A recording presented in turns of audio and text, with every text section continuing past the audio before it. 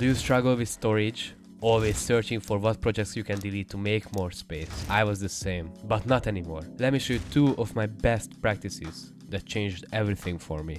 Okay, so the first one is perfect if you have a finished project, but maybe later you have to change some effects and things like that. So maybe you shot a video that's 20 minutes long and already is 40 gigabytes of storage.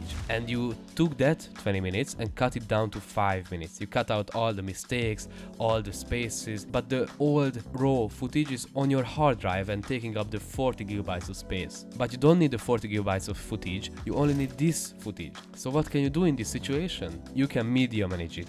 And this is how. You have to go to the file and click media management. Right now we see our current size is 272 megabytes and our new size is the same because we haven't changed anything. Here you can media manage entire projects, only timelines and clips. But I advise you to do entire project. Okay, so what we have to do is we have to click here.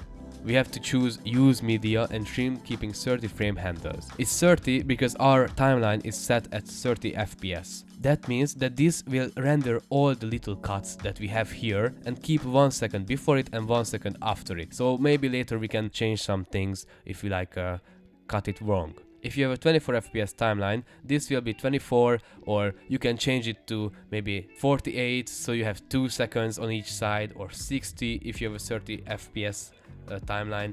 You can choose this how much you want to keep. The lower that you keep, the more storage it will save. So basically this will render each of these files, so we don't need the original footage anymore. We just need this new folder, and this is why it's so amazing and saves a lot of space. After we chose this, we can also choose preserve hierarchy after 0 folder levels. This will keep the file in the same system that we have in our Davinci Resolve project. And also I would click here relink to new files. This means that right now this is our old footage. Remember from the example, the 40 gigabytes. This is the 40 gigabytes of footage, let's say. And if we media manage and relink to the new files, that means that we can delete that 40 gigabytes of storage because we can use these new files to edit. So I will click here so you don't have to do anything later and just choose where do you want to put it and click on start.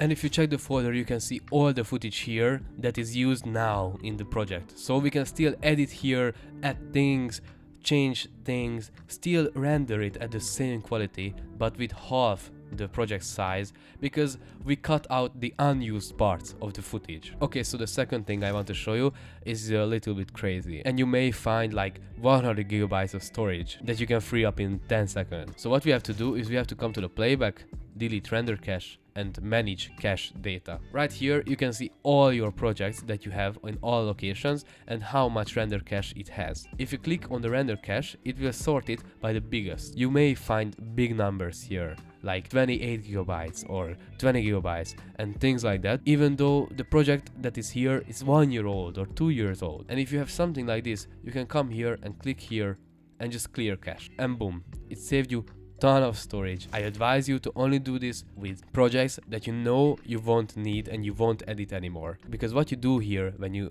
delete render cache is actually in the project. When you watch the project, watch it back and you add effects and you want a smooth playback.